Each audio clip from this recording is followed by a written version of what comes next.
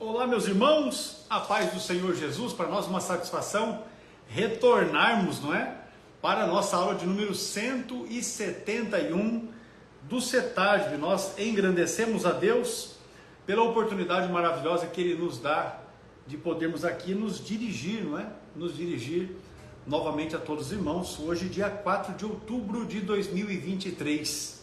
Um tempo abençoado que o Senhor fez, não é? E que nos concedeu a graça de verdadeiramente estarmos na sua presença e podermos servir ao Senhor com alegria, entendendo e reconhecendo que o Senhor é bom e Ele tem guardado e tem cuidado de nós. Eu estou com a Bíblia aberta na primeira epístola que Paulo escreveu aos Coríntios, capítulo de número 14, e eu vou ler aqui o versículo de número 39 e também o versículo 40, que diz assim: portanto, irmãos, procurai com zelo profetizar e não proibais falar em línguas, mas faça tudo decentemente e com ordem. Texto de primeira epístola de Paulo aos Coríntios, capítulo 14, eu li os dois versículos finais, 39 e 40, neste texto.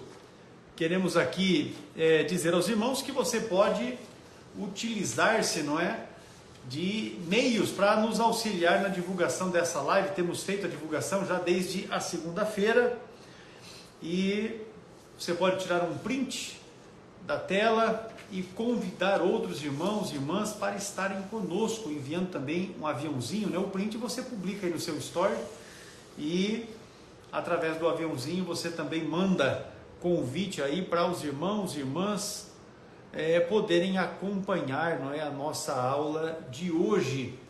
Quero dizer para os irmãos que aqui no Paraná choveu forte hoje à tarde e agora à noite ainda está chovendo, mas cremos que Deus nos dará toda a condição de podermos realizar a nossa aula de forma abençoada, abrangente, alcançando os nossos irmãos e irmãs com o ensino da palavra de Deus.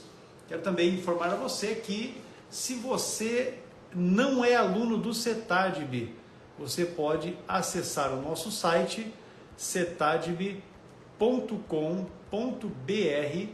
e se inscrever para ser aluno do Centro Teológico que mais cresce no país. Você pode tanto ser aluno estudando de forma individual, como também você pode abrir um núcleo, uma classe, né? Formar uma turma do curso na igreja e com isso proporcionar aos membros da igreja, irmãos e irmãs, enfim, não só da igreja onde você está servindo a Deus, como também de igrejas que estão próximas, de pastores que são amigos, que auxiliam, que ajudam na propagação do Evangelho, para que eles também possam ter a oportunidade de juntos, né, formar uma classe única e semanalmente se reunirem para estudar a palavra de Deus através do CETAGB. Está fixado aí o nosso site. Assim que você acessa o site, bem no canto superior direito, você já tem ali um link para a criação, não é, de um núcleo na igreja onde você está, formar um núcleo na igreja. E se não for o caso, você também pode clicar na barrinha, nas 3 barrinhas que estão ali, que é o nosso menu, e procurar pela opção de aluno, matrícula de aluno individual, e também se inscrever para estar fazendo o curso, se for o caso, de forma individual, à distância, meio pelo qual nós enviamos os livros através do correio, para que você receba o manual para estar estudando, e as aulas você terá assistência através do nosso site, que também é acessado aqui neste endereço que nós fixamos aqui, cetagb.com.br. Eu estou aqui mandando o convite para o pastor Ciro, já esta é a 3ª vez, e percebo que ele não está conseguindo a conexão. Vamos ver se vai dar certo agora. Eu mandei já a 4ª tentativa aqui de convite para o pastor Ciro poder se conectar aqui à nossa live e juntos podermos participar, não é, desta que será a nossa aula de número 171. Quero também, amados irmãos, informar que nós estamos fazendo, nesses dias, uma campanha para o curso de bacharel livre, não é?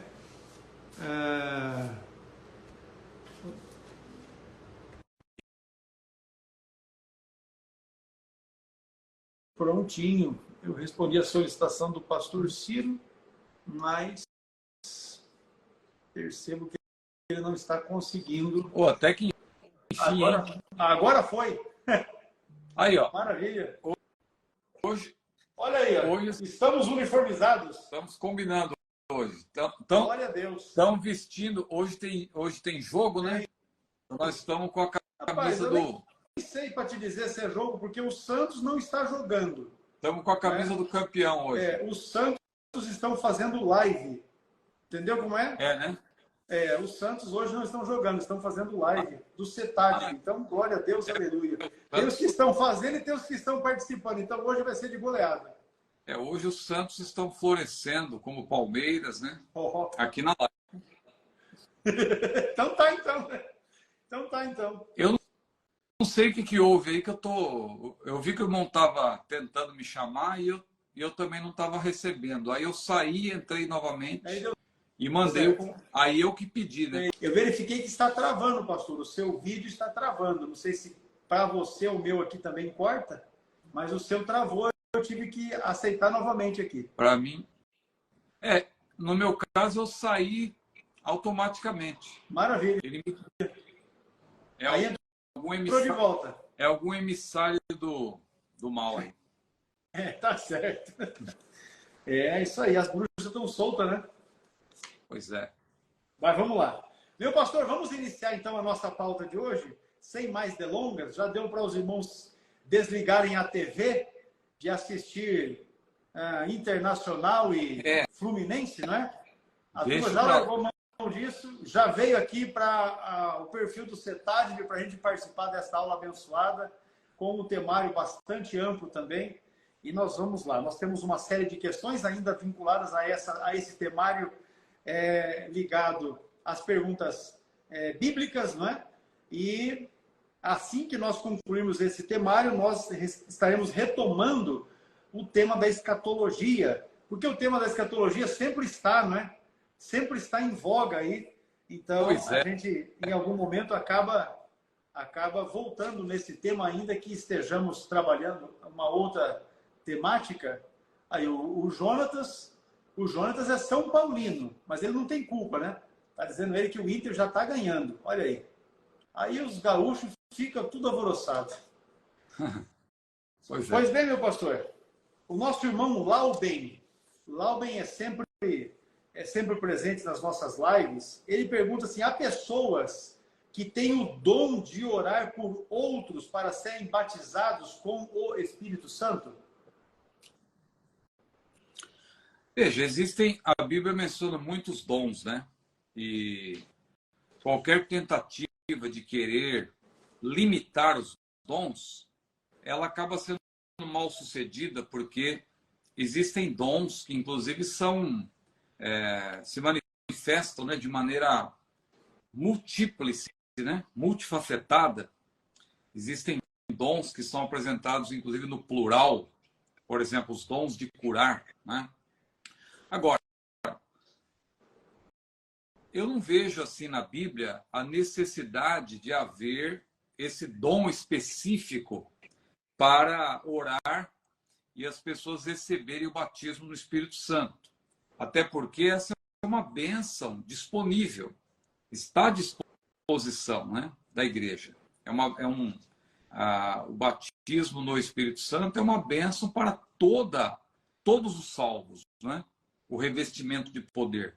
Claro que, se nós olharmos para o livro de Atos, nós vamos ver que no início da igreja, os apóstolos geralmente eram chamados para orar. Isso aconteceu, por exemplo, em Samaria. Filipe foi a Samaria, evangelizou Samaria, fez um grande trabalho, mas quando Pedro e João chegaram, eles que oraram, né? Impuseram as mãos para que os novos convertidos também recebessem esta dádiva, né? Essa grande bênção que é o batismo no Espírito Santo. Eu vejo que qualquer cristão, claro, qualquer cristão batizado no Espírito Santo pode orar por outro para que ele também receba esta bênção, né? O próprio Senhor Jesus disse: ide por todo o mundo, pregar o evangelho a toda criatura. Quem crer e for batizado será salvo, quem não crer será condenado. E esses sinais seguirão os que crerem em meu nome.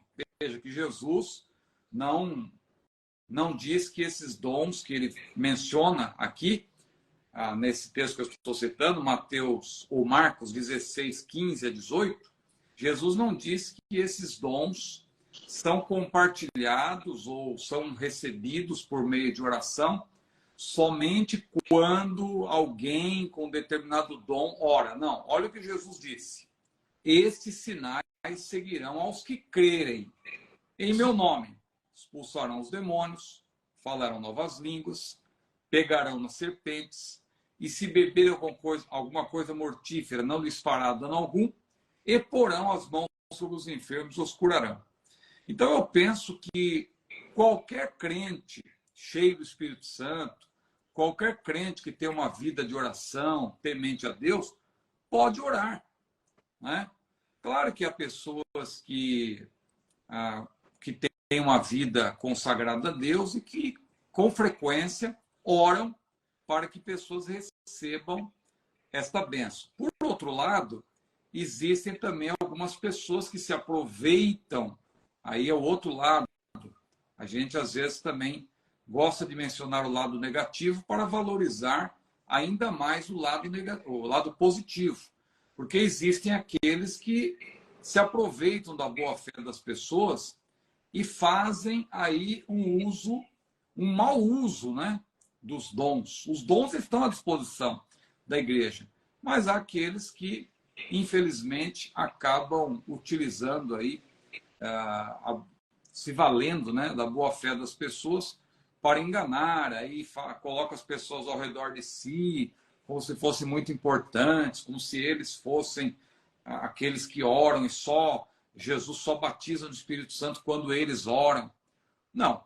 Qualquer crente, qualquer servo de Deus, especialmente, claro, o pastor, o ministro, é evidente que ele tem autoridade também como líder, como guia espiritual, claro que ele é a pessoa mais indicada para orar. Porque a minha escola é a seguinte, eu aprendi que o pastor, o líder da congregação, o guia, ele tem que ser o exemplo para os fiéis e tem que ser o principal crente da congregação, né? Para dar o exemplo para os outros. Então, é importante que ele seja a pessoa mais indicada para fazer esse tipo de oração. Mas todo e qualquer crente pode orar para que as pessoas recebam qualquer bênção da parte de Deus, inclusive o batismo no Espírito Santo, que é uma bênção subsequente à salvação, disponível. Nós que somos pentecostais, nós cremos, claro, que o batismo no Espírito Santo é uma bênção subsequente à salvação e separada da salvação. Dentro dessa doutrina do batismo no Espírito Santo, há dois aspectos que nós sempre destacamos: a subsequência e a separabilidade.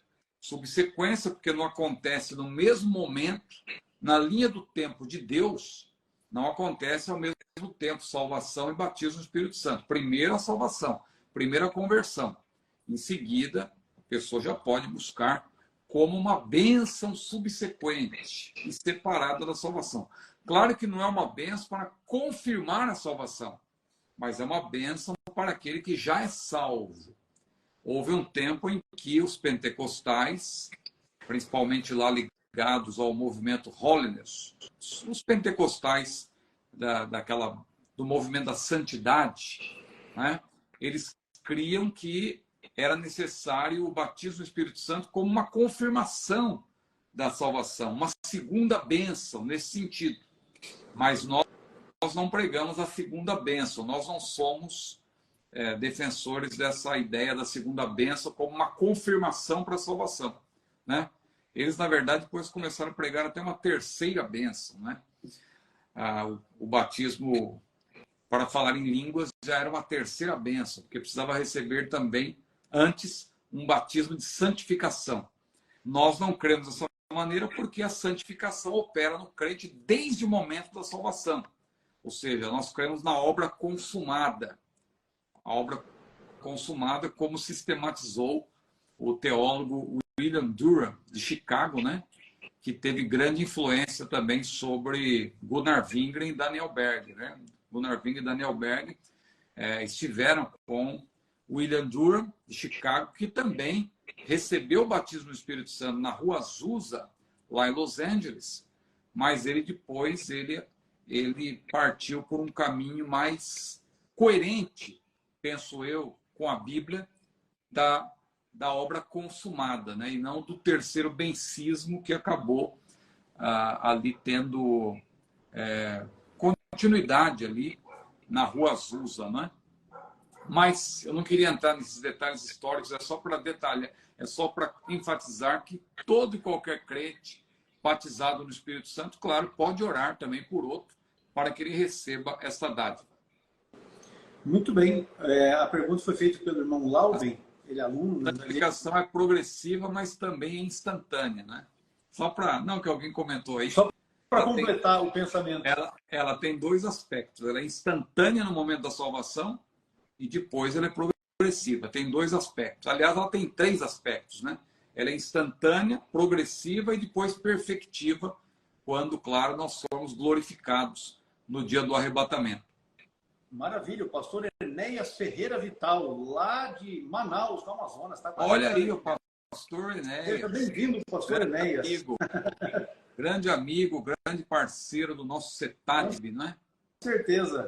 Com certeza. Dirigente de uma das áreas da igreja tradicional do Amazonas, lá em Manaus. Que bênção ter o irmão com a gente aqui. Eu imagino, pastor, que o Lauben, quando fez essa pergunta, é importante que os irmãos tenham uma noção, essa pergunta o irmão Lauben fez para a gente ainda no começo do ano. Essa questão ele levantou porque nós estávamos naquele momento falando a respeito de alguns pastores e alguns dos nomes que naquele momento estavam sendo mencionados é inclusive um deles que vai para os eventos e nos eventos ora para que as pessoas recebam o batismo do Espírito Santo e obviamente que quando você ora com fé, pedindo alguma coisa para Deus, as coisas acontecem, até porque pessoas que têm fé também estão no outro lado, aguardando de Deus algo. Então, quando você ajunta essas duas coisas, né? Alguém que está pedindo e outro que está intercedendo, e você tem um terceiro agente, Deus querendo fazer, então as coisas acontecem. E eu penso que a pergunta dele, ele deu essa ênfase justamente por isso. Ainda que ele não tenha mencionado nomes, e nem nós vamos mencionar nomes aqui, não é? Mas esta é a realidade que nós vivemos hoje. O Gideone, que é missionário, Gideone e a esposa dele, a Rose, eles fizeram uma pergunta, e essa pergunta está relacionada com o cantar do galo, não é? No Evangelho. Veja bem, quando Pedro negou a Jesus, o galo cantou. De fato, né? O galo cantou ou é sentido figurado? Porque já tem quem fala que, na verdade, não foi um galo, foi uma trombeta que foi tocada. A turma inventa coisa, né? A turma tem uma capacidade fora de série. De uns tempos para cá, tem aumentado aí o número de pessoas dizendo que você sempre ouviu falar que era um galo, mas na verdade não era um galo. Bom, eu vou ser bastante sincero e eu quero creio que não vou ferir suscetibilidades, mas eu não tenho costume de brigar com o texto bíblico. O texto bíblico diz claramente, inclusive no grego, que o galo cantou, né? Mas vamos aqui procurar entender por que as pessoas, às vezes, querem dar um outro sentido, além, né, do que está claro ali. Está escrito que o galo cantou, né? Em Marcos 13:35, ali Jesus disse: vigiai, pois, porque não sabeis quando virá o Senhor da casa. Se à tarde, se à meia-noite, se ao cantar do galo, se pela manhã. Então, Essa expressão aí, cantar do galo, no grego, alectorofonia, né? Alectorofonia no grego, é uma referência à hora que o galo cantava, que era a terceira vigília da noite. Os romanos contavam 4 vigílias.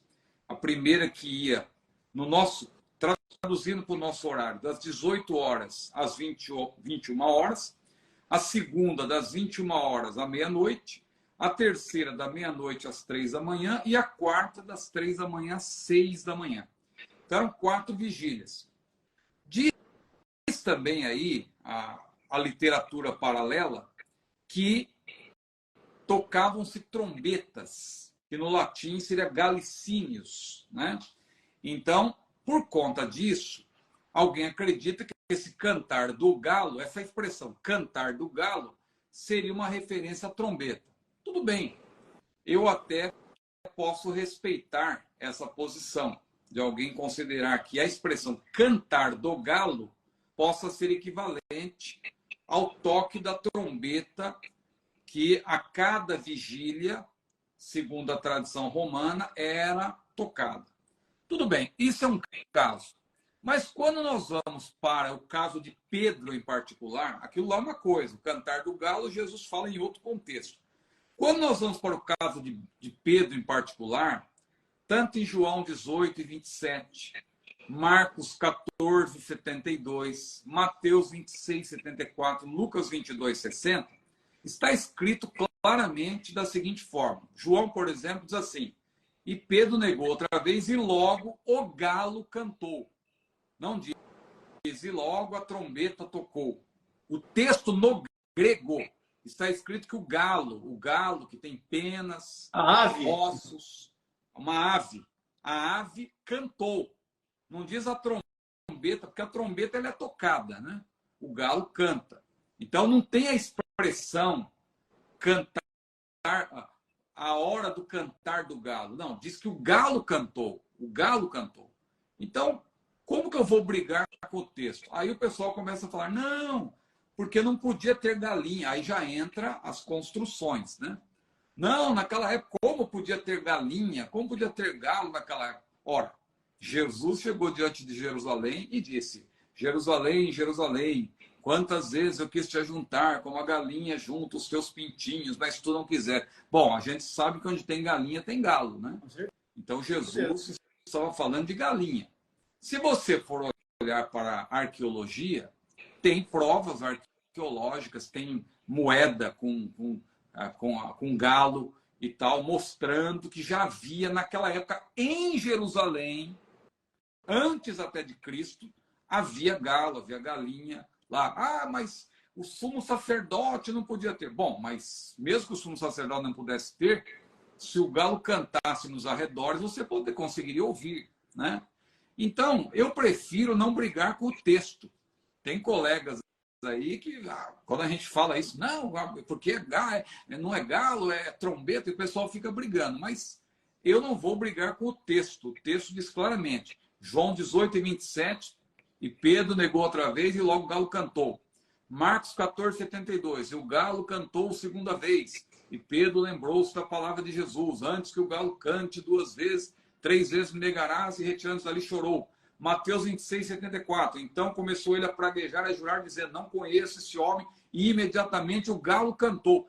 Veja que o galo não cantou, não é uma referência ao horário da madrugada, lá das vigílias da noite. O galo cantou imediatamente que Pedro negou. Não tem uma relação com o horário aí. Então você percebe claramente que é o galo mesmo. Não adianta você querer agora, de tantos filmes que a gente já viu na televisão, o galo cantando, filmes sobre Jesus e tal, e a Bíblia diz, e livros. Aí agora alguém resolve reinventar a roda. Claro que tem coisas que a gente percebe que pode realmente pode ser ter um fundo de verdade. mas esse revisionismo hoje em dia, de querer mudar coisas assim, quase sempre é uma tentativa mal sucedida de querer mudar o que está escrito. Não adianta. Lucas 26, 60. E Pedro disse, homem, não sei o que dizes. E logo estando ele ainda a falar, cantou o galo. Alector ephonesen. Ephonesen, né, no grego. Alector ephonesen. O galo cantou. Isso aí tem é o verbo fonel, né? Fonel, que até tem a ver com fone, né? Foneu, tem a ver com som. O som que foi emitido pelo galo, porque o galo cantou. O galo cantou. Não tem a ver com o cantar do galo. Então tem que separar essas duas coisas. As vigílias da noite, as 4 vigílias dos gregos, dos romanos, perdão, que no caso dos judeus eram 3, né? Mas no caso dos romanos, o pessoal quer atrelar os romanos, a trombeta dos romanos, porque eram 4 vigílias. Então, tudo bem. Aí eu até vejo algum sentido, embora esteja escrito canto do galo. Mas alguém diz, não, mas no latim é galicínios. O nome da trombeta romana era justamente galicínios. Mas para ser galicínios também tem algum motivo, né? Então veja que são algumas construções que na realidade não se sustentam, não prevalecem, não resistem a uma leitura simples do texto. O texto diz claramente que o galo cantou. Assim que Pedro negou a Jesus, o galo cantou. A ave cantou. Pedro pôde ouvir que aquilo era um sinal que Jesus tinha dito que ele faria isso. Pedro negaria Jesus e o galo cantaria, né? Antes que o galo cante, tu me negarás. Então ele negava, o galo cantava. Ele negava, o galo cantava. Não tinha a ver com o horário, o cantar do galo, né? O horário lá que está lá naquele primeiro texto que eu citei, que é justamente Marcos 13:55, né? Não sabeis que hora que o Senhor da casa virá, se é à tarde, se é à meia-noite, se é o cantar do galo, se é pela manhã. Aqui nós temos, sim, uma referência às vigílias, às 4 vigílias, né? Mas quando Jesus diz que antes que o galo cante, tu me negarás, não tem referência a isso. É o cantar do galo mesmo. Então, não tem como brigar com o texto. O texto diz que o galo cantou. Pronto, a ave fez cocoricó e está resolvido. Até as criancinhas da escola dominical resolvem essa fatura. Mas a turma gosta de criar encrenca, né? Meu Deus do céu. Eu me lembrei aqui, pastor Alex, posso contar um caos aqui? Bora lá. Um pastor me contou uma vez que, num determinado culto aí, a gente não sabe se aconteceu exatamente dessa forma, que o pessoal vai aumentando as coisas, né? Mas disse que um irmão pediu para cantar um hino, e aí ele disse que era um hino de composição dele e tal, que ele queria cantar. E aí o pastor deu oportunidade. Aí o irmão começou a cantar, e o hino, né, entre aspas, era mais ou menos assim. Pedro negou a Jesus, negou, negou, negou, e o galo assim cantou, cocó, cocoricó, cocó, cocoricó. Aí ele disse, agora só a mocidade. Aí a mocidade, cocó, cocoricó, cocó, cocoricó. Agora só o coral, cocó, cocoricó, cocó, cocó. Agora só as crianças, cocó, cocó. E o pessoal fazia aquele negócio. Aí chegou nos obreiros. Agora só os obreiros também. Cocó, cocoricó. Aí o pastor disse assim, com a cara meio fechada, não queria participar. Aí disse que o irmão falou assim, canta, galo velho. Pois é. Mas são causos aí não deu, né? São causos que o pessoal conta por aí, né? É desse jeito. Mas aí. Foi o galo que cantou mesmo. Com certeza. Olha, o Daniel Luiz, ele faz uma pergunta aqui, é bastante interessante essa. De poucas palavras no texto, mas interessante a questão que ele levanta. No paraíso, o pecado irá prevalecer ainda? Veja, essa é uma questão realmente que é uma pergunta que envolve uma questão complexa, né? Porque nós temos que distinguir, o pessoal está rindo aí, nós temos que distinguir 3 estados, né? O nosso estado presente, claro, nós estamos num corpo mortal, perecível, mas o corpo, claro, ele ainda é habitado pelo pecado, né? O pecado ainda habita nos nossos membros. Claro que o pecado não tem domínio sobre a vida de quem é salvo, porque o Espírito Santo também habita em nós. E se nós temos comunhão com ele, a Bíblia diz, o pecado não terá domínio sobre vós, mas o pecado habita em nós. Então, O pecado está presente nesse corpo mortal. A Bíblia diz que quando nós formos glorificados por ocasião do arrebatamento da igreja, esse corpo mortal ele vai ser glorificado. E Paulo explica lá em 1 Coríntios 15 que o que é mortal vai se revestir da imortalidade. O que é corruptível vai se revestir da incorruptibilidade.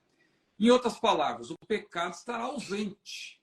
O pecado que hoje está presente, na vinda de Jesus, ele estará. O pecado, perdão, que hoje está presente, na vinda de Jesus estará ausente. Né? Então, aí, claro, não há mais pecado.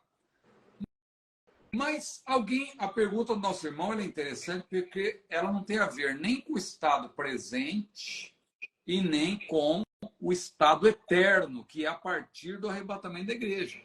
Porque ele fala do paraíso. O paraíso é uma referência ao estado intermediário. E no estado intermediário, o que acontece? O corpo está na sepultura. Grosso modo, pode estar em outro lugar também. Pode ter sido lançado no mar, pode ter sido cremado, né? Já não sabe, mas se a pessoa é salva, né?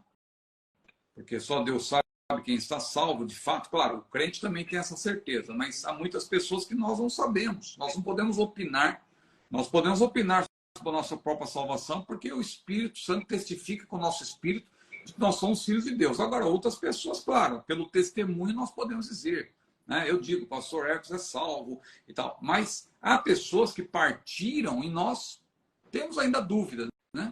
Será que fulano foi salvo? Será que, né? Fica aquela dúvida. Mas Deus sabe quem está lá, no paraíso. Quem está no paraíso hoje, o que acontece? Essa pessoa ela está livre do pecado. O corpo está na sepultura, o corpo está morto. O pecado, claro, ele habita na alma, mas no estado intermediário do salvo, claro, ele já está na presença de Deus. E a própria Bíblia diz que no céu não entra pecado. E o paraíso, embora não seja o céu em toda a sua plenitude, a pessoa já está desfrutando, claro, ali da presença de Deus.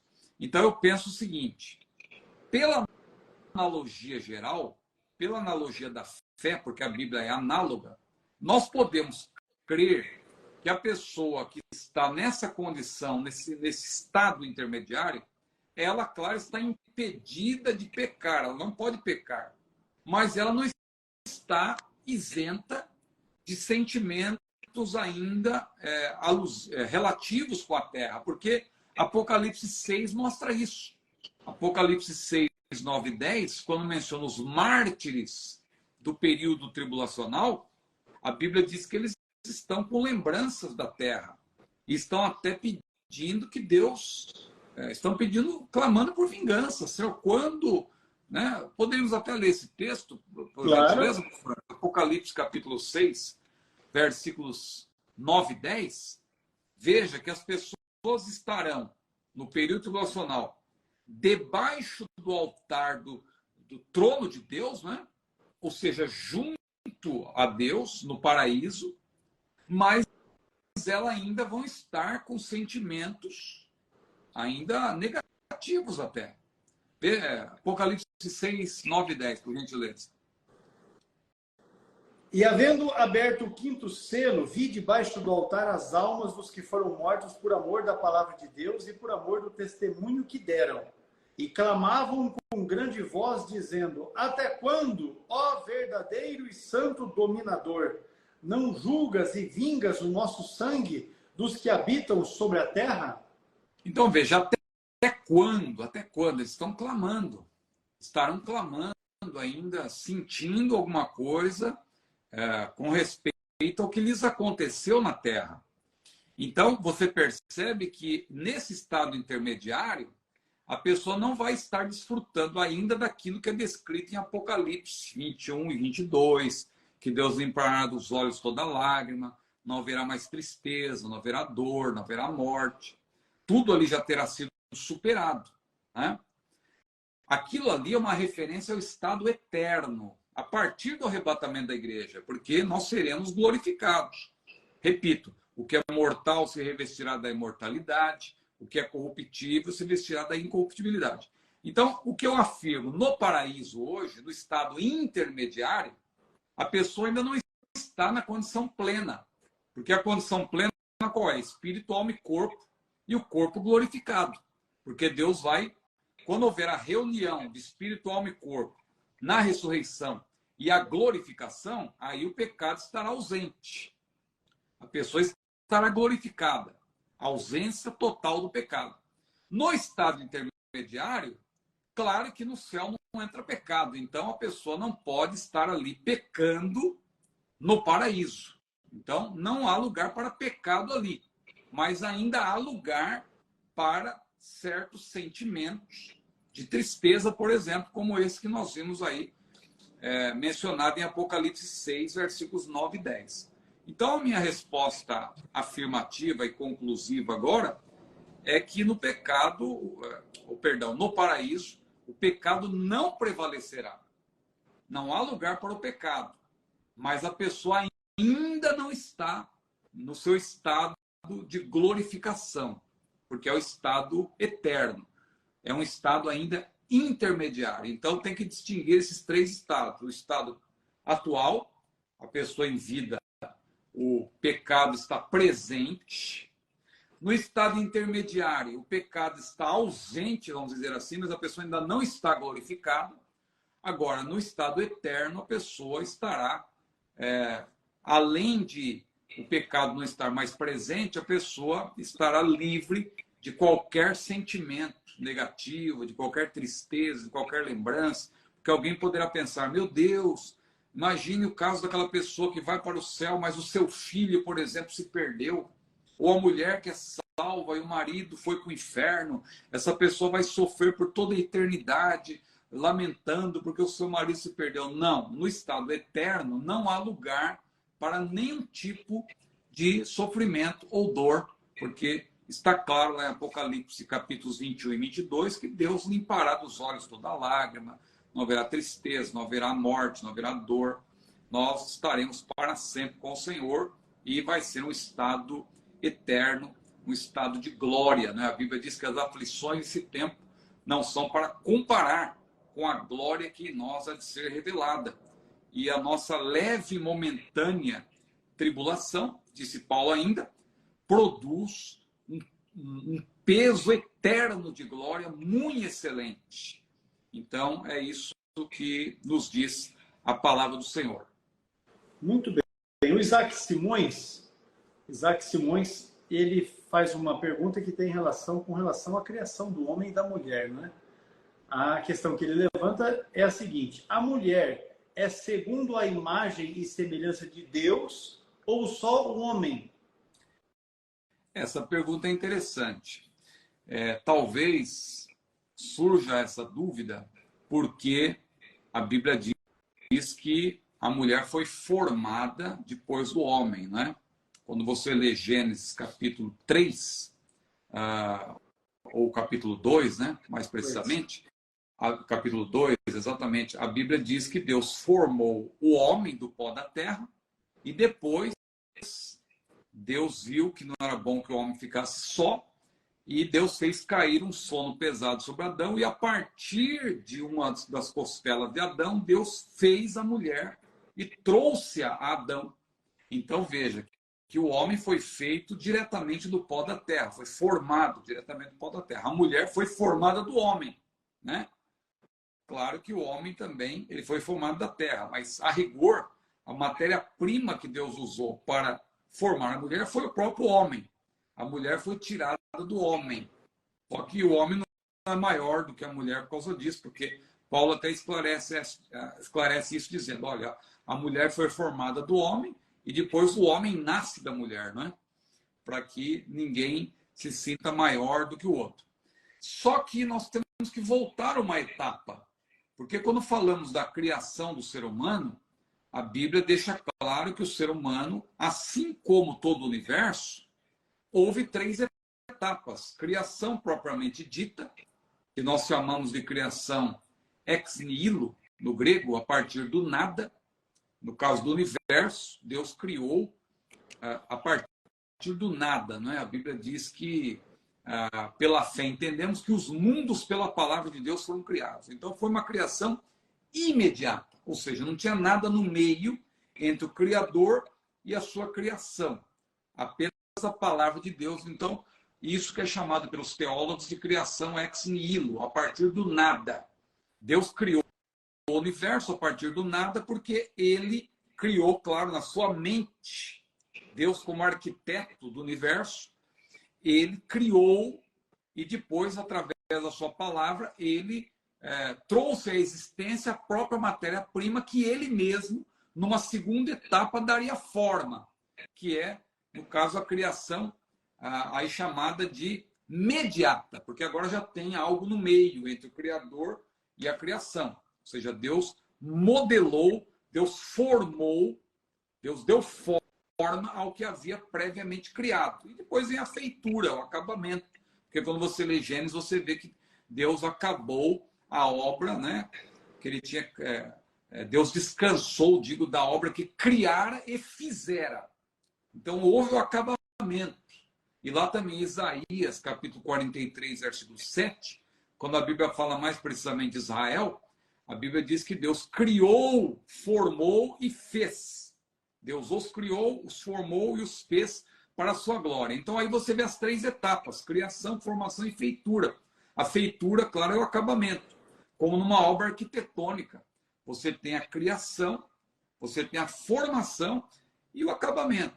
Eu sempre gosto de citar o exemplo de Brasília, por exemplo. O Oscar Niemeyer, juntamente com o Lúcio Costa, eles foram os arquitetos, eles criaram, vai ser assim, e depois veio a equipe de engenheiros e tal, e projetistas, e etc., e os trabalhadores braçais e tal, e deram forma ao que fora previamente criado. No caso da criação de Deus, a mesma coisa. Agora, é interessante. A pergunta do nosso irmão é se a mulher foi feita segundo a imagem de Deus ou somente o homem, porque a mulher foi formada depois de Adão. Só que aí, veja bem, a formação já é uma segunda etapa. Não vai você pensar que Deus formou o homem, e aí Deus ficou olhando, observando, e disse, não é bom que o homem fique só. Vou preparar uma ajudadora, uma adjutora, porque olha os animais têm pares. E só Adão que está sozinho. Coitado do Adão, ele precisa de uma ajudadora. As pessoas pensam assim. Aí Deus resolveu formar a mulher. Não, meu irmão. No projeto original de Deus, na criação de Deus original, aí você vê que Deus já tinha previsto homem e mulher. E é interessante. Quando a Bíblia fala que o homem foi formado à imagem e semelhança do Senhor, nesse paralelismo sinonímico, né? Imagem e semelhança, você percebe que isso está atrelado não à formação, mas já na criação. E na criação original de Deus, homem e mulher, a Bíblia diz, no princípio, ou melhor, e façamos o homem, né? Disse Deus. E Deus, então, fez o homem, macho e fêmea. Vamos ler que é melhor, né, pastor? Eu estou aqui com falando. Certeza, macho e fêmea. Posso trocar uma palavra pela outra?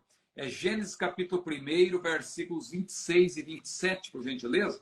Veja que aí não é a formação. Aí não é a criação imediata posterior. Não.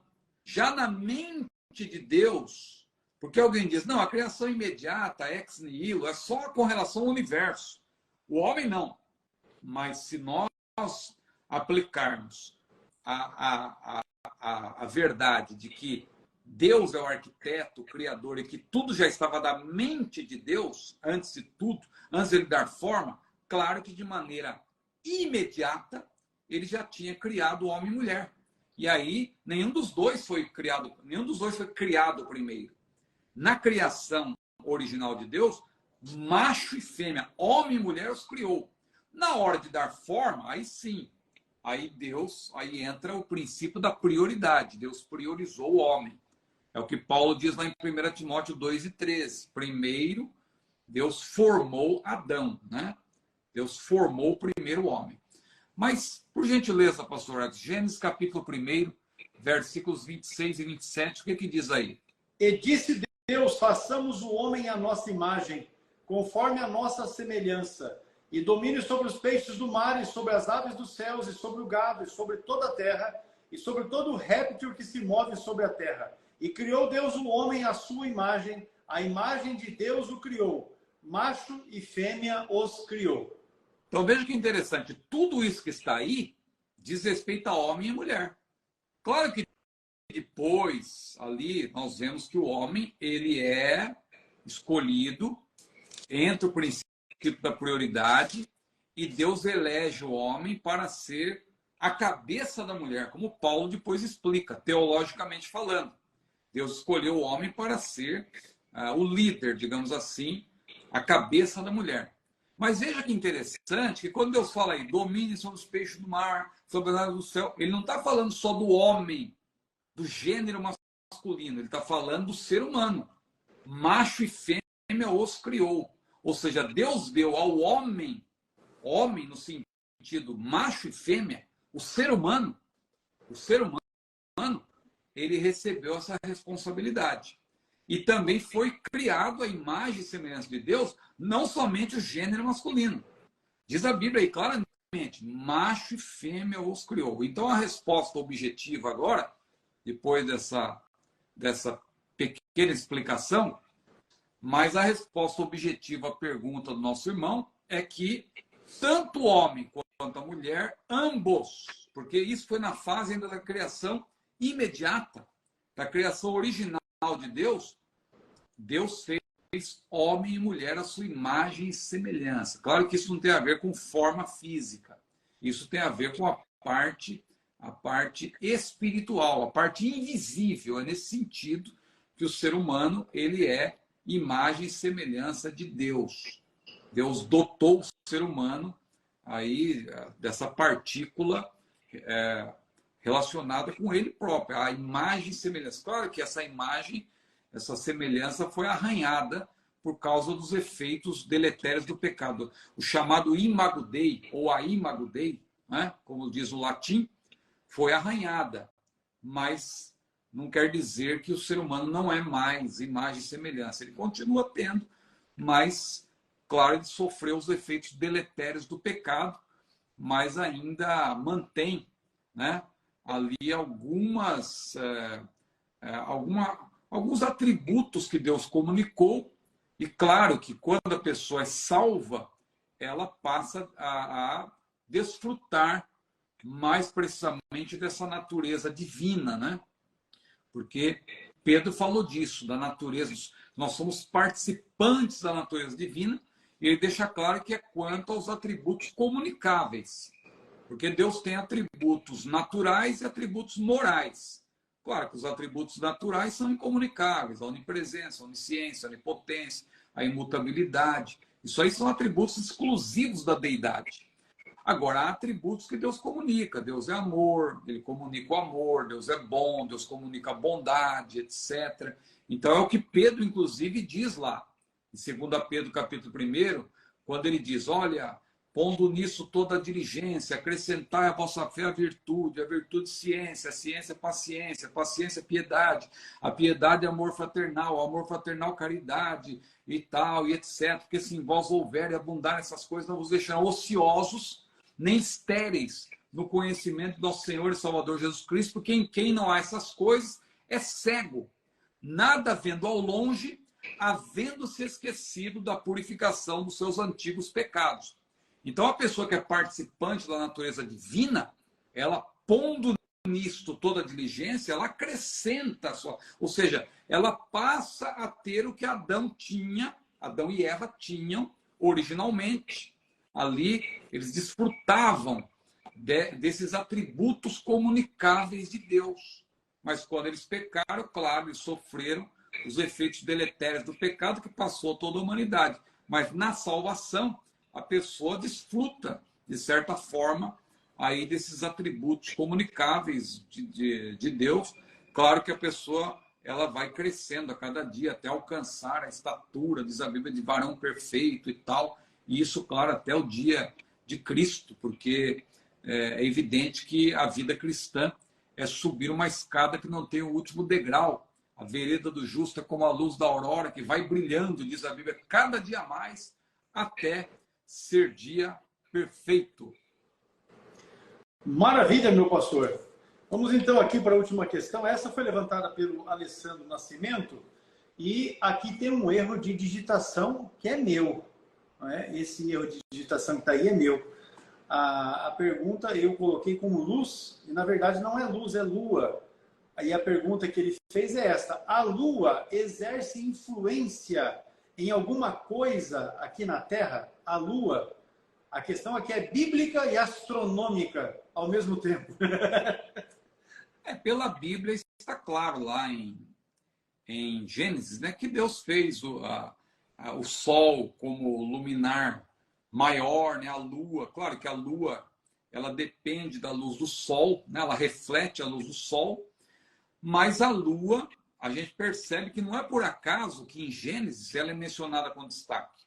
A gente percebe, e a astronomia mostra isso, e a gente aprende isso, claro, quando estuda no colégio, na faculdade, dependendo do curso que a pessoa fizer, ela vai aprender aí a respeito da Lua, né?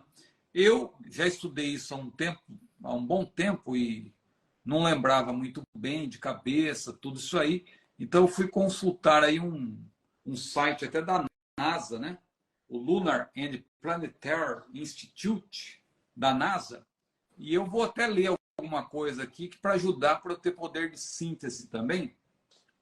Veja, a Lua, além de ser o maior e mais brilhante objeto do céu noturno, é também responsável por tornar nosso planeta mais habitável. É ela que ajuda a manter a estabilidade do clima. Contribui, isso cientificamente falando, viu?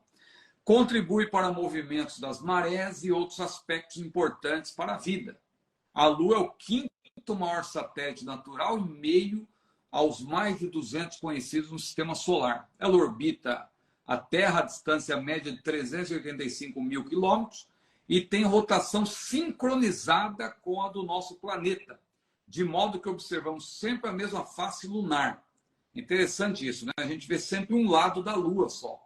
A gente não consegue ver o outro lado da Lua porque ela tem uma sincronia com a Terra, você acaba vendo sempre o mesmo lado.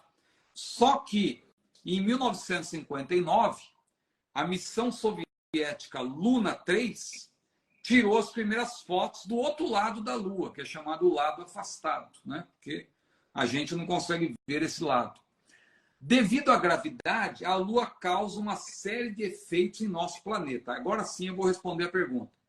Apesar da gravidade lunar ser mais fraca do que a da Terra, é intensa, digo, o suficiente para determinar a duração dos dias aqui na Terra, as estações do ano e marés. Então, veja, tudo aquilo que a gente vê em Gênesis, que Deus estabeleceu e tal, e também em Provérbios menciona limites que Deus estabeleceu para o mar, tal. Tudo isso, cientificamente, tem a ver com a Lua. Então, você percebe, alguém pensa, como pode lá chamar a Lua de luminar, lá em Gênesis, o luminar maior para governar o dia e o luminar menor para governar a noite. A Lua não é luminar coisa nenhuma, porque a Lua reflete a luz do Sol. Veja, a própria ciência mostra que a Lua, ela, embora ela reflita a luz do Sol, ela tem influência sobre a Terra. Então, primeiro, em relação às marés dos oceanos, mas não somente dos oceanos. Olha que interessante. Talvez os movimentos das marés nos oceanos sejam uma das influências da Lua sobre a Terra mais conhecidas. De forma bem resumida, eu estou lendo aqui um artigo da própria NASA, né? que eu estava lendo hoje.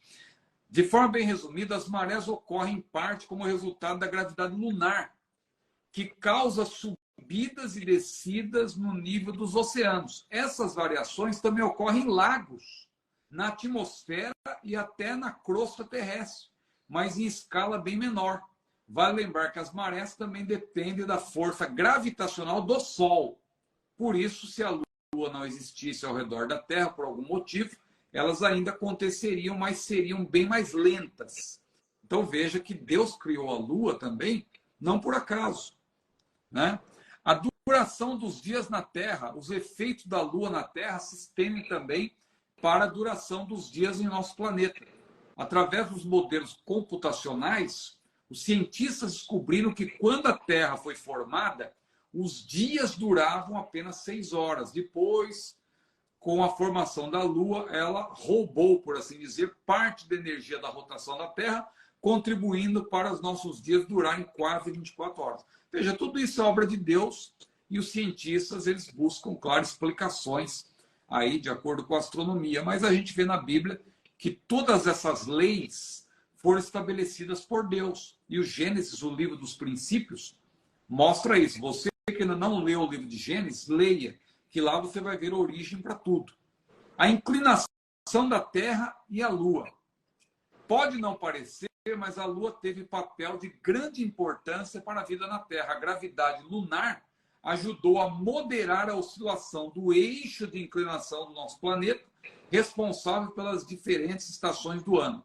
Depois, ao longo de bilhões de anos, o clima terrestre chegou a uma relativa estabilidade que permitiu o florescimento da vida por aqui. Veja, os cientistas buscam essas informações. Isso, a fonte é Lunar and Planetary Institute, é da NASA. Então, é de lá que eu tirei essas informações.